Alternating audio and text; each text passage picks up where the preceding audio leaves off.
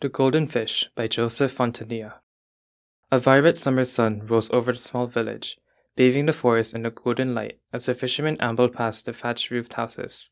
Smiling to himself, the man reveled in the early morning warmth. He greeted his comrades cheerfully as he joined them on his walk to the pond.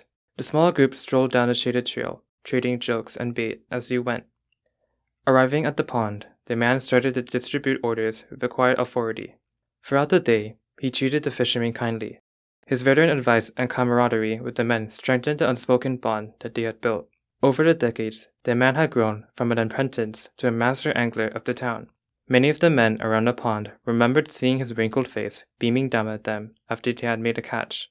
It was rumored he could read the clouds in the sky with his sharp sapphire gaze. At the first hint of a storm, he would always call the boats in and put the men's safety first. The village knew to prepare for rain if the fishermen came back early. Although the fishermen's lives were not extravagant, they were content to fish for their families. As time flew by, dusk amber glow settled on the rippling pond as the men drew in their lines for the night. The boats drew back to the docks, laden with trout and bass. The man called everyone's name, and the 10 fishermen started back on the trail through the shadowy oaks, looking their poles and the fruits of their labor. Soon, the fishmonger's stall was well stocked. 8 barrels had been filled to the brim instead of the usual 5. The men collected their payment and happily yelled their goodbyes, dispersing with amicable waves and salutes. The man smiled to himself once more and started his walk back home. The man contemplated his life as he walked, taking solace in the plain life as a fisherman that suited him. Getting into bed, he stretched his old bones and smiled to himself, a routine that had not been broken for 40 years. Yet, just as the line snaps and the catch is lost, life changes. The next day, the fisherman went through his daily routine. However, he was surprised when the fishmonger told him that the men had gone already. Arriving at the pond, he saw the other fishermen gathered around something spectacular. He heard the oddest muttering, very different from the usual cheerful banter of the men. Their huddles shaded something from view, and the fishermen could see the men's bewilderment by the hunch of their backs and their confused gestures. An unfamiliar silence permeated the pond. He noticed that the boats had been docked early. The huddles suddenly seemed more sinister, like the men were hiding a secret amidst their crooked circle. The men's muttering had grown louder and disjointed, causing the fisherman's gaze to fly to the center. His boots sank deeper in the sandy beach as he broke into a run. Pushing his way into the circle, the man was shocked at what he beheld. A peculiar fish, no longer than a forearm, wriggled and wreathed amid their circle. Its gilded scales shimmered in the early light. Ruby-red eyes darted from one man to the next.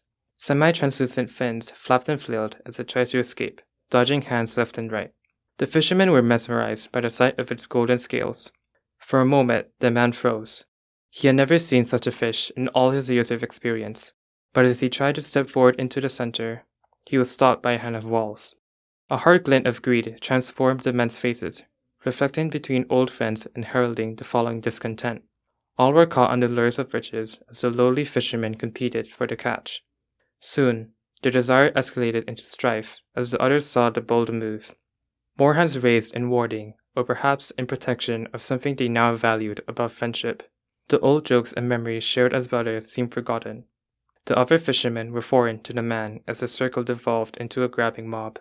The fisherman's heart sank as he saw a man he had taught, Gordon, shoving his way toward the fish with a grim determination.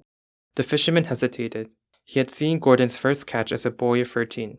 He had watched that boy grow up into an honest, married man who was always ready to lend a hand to anybody in the village. But now, his friend's gaze was tinged with an evil that he didn't recognize.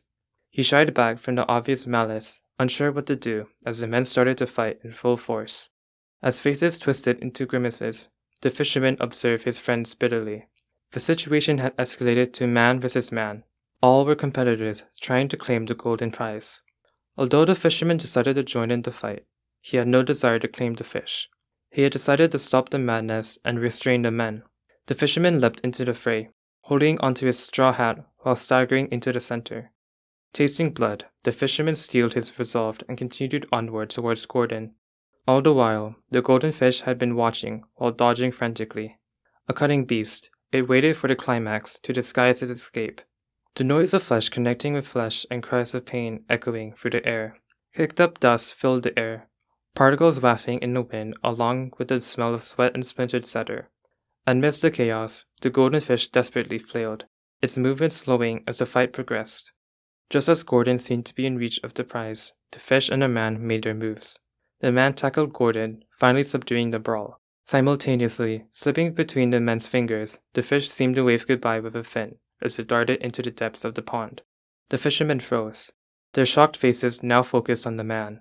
Finally, the man's protests were heard. He berated the men severely for acting like animals over a mere fish, but his scorn was met with unrepentant eyes. The fisherman stood up on the dock, his hands now trembling. Gordon rose as well, seeming to emanate hate for the old master angler. In the man's mind, he noted with cynicism that he had been unable to stop any of the other men. In that moment when the golden fish escaped, he saw the men had changed.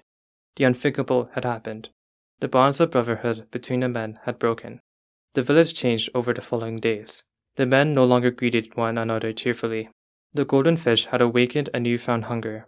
They fished with grim determination, morning to evening, some even foregoing sleep just to be the one to catch the coveted fish. No longer did the men gather in the mornings. Now, many tents could be seen encircling the pond.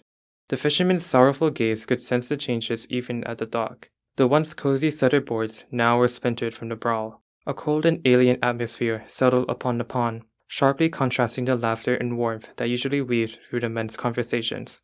Flicking his empty stare around the pond, he realized that the faces of his fellow fishermen no longer comforted him. They were strangers now, their hearts burning with a desire he didn't share. Gordon had become unrecognizable. The boy he still remembered had died, replaced by a grizzled, hunched man, gripping his casted rod tightly, knuckles white and eyes locked on the water. Weeks passed, but nobody caught the golden fish. Nobody even caught a glimpse of gold in the darting shadows of the water. The pond yielded less and less fish, and the silence turned oppressive. No one spoke of the golden fish anymore. No one spoke much at all. As for the fisherman, he no longer woke up or went to bed with a smile. Plaintively, he would watch the pond and its captives as he fished, the men a sorry circle that had tuned out the world, content to watch for another glimpse of gold. Nobody ever saw the golden fish again.